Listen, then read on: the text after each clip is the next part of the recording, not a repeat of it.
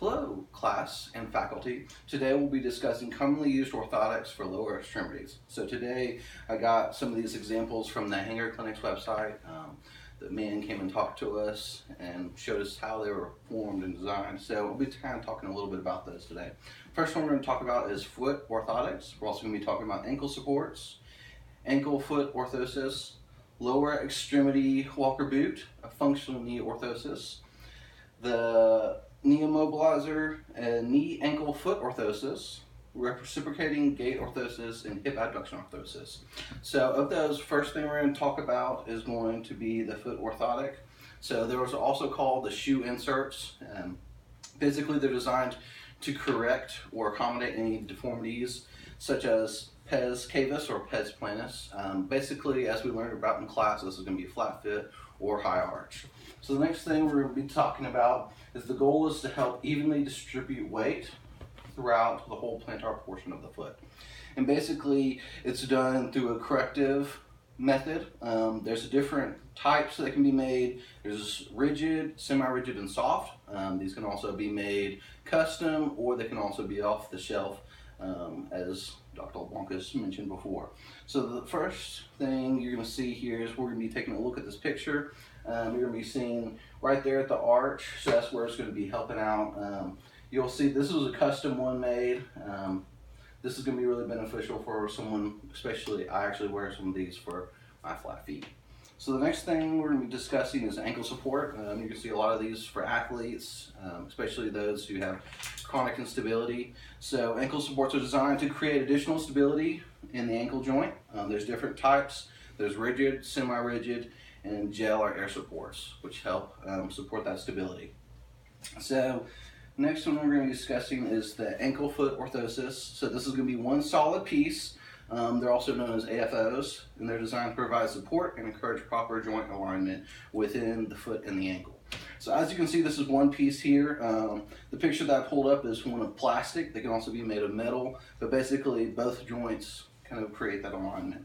Next one we're going to be looking at is the walker boot. You'll see this a lot of times if someone has surgery or has a chronic injury that they need to get taken care of. You can even see here the blue pump ups and the Velcro straps to kind of help for max comfort and function.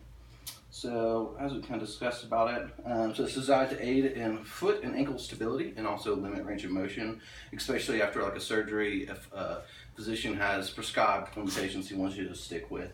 It's also good with fractures, serious injuries, and any diseases, especially chronic ones. The inner lining, as you could see in the picture before, is removable and made out of different materials to help decrease friction or any pressure spots, especially if you consider the individual has to be in this throughout the whole day, especially for an extended amount of time. Next thing we're going to be looking at is the functional knee orthosis. So this is designed to create stability and protection of the knee joint. You'll see this many times with hinges on both sides of the knee coming down. And in most cases, this is whether it's used for damaged meniscus, a ligament injury, or post-operative repair. It's really helpful to limit that range of motion and also protect the stability. Custom orthoses can be made or measurements can be done to accommodate for an individual patient depending on the leg length. And then the knee immobilizer is the next step up from that. It's going to create max stability and max support. So it's a little bit more advanced than the other one, and it's mainly used post-operatively or in an acute stage of injury, especially right after it. So we're going to see this here. So in this picture you can see obviously the only position that this patient can get is going to be extension. There's no flexion that's going to be occurring with her or him.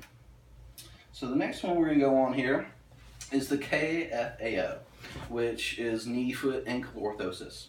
So that's designed to provide support and stability to the knee, foot, and ankle. So it's similar to the other one, it just also includes the knee.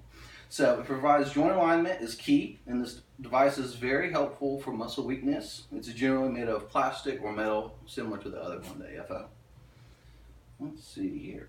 So this is a picture here. This one, you can see it crosses over the knee joint, and so that's going to be really the only difference between those two, but it's really good for stability. So then we're going to have reciprocating gait orthosis, also referred to as RGOs. They are designed for individuals who suffer from spinal cord injuries, spina bifida, and other disorders that affect the gait.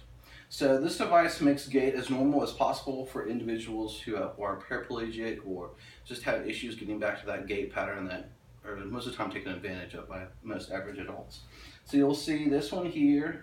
These are different sizes here, but as you can see, it's generally made for like 1 foot in front of the other. We actually have watched videos of people using this before, and it comes all the way from pretty much right above your hips all the way down. So mainly this is for people with spinal cord injuries, but it's very helpful for getting back to a more functional gait pattern. So the last thing we're going to be talking about today is the hip abduction orthosis.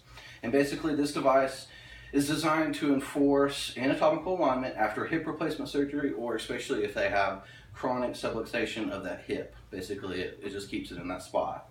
The device is many adjustable pieces, and it allows for maximal comfort and function for that patient. So as you'll see here, there's different hinges.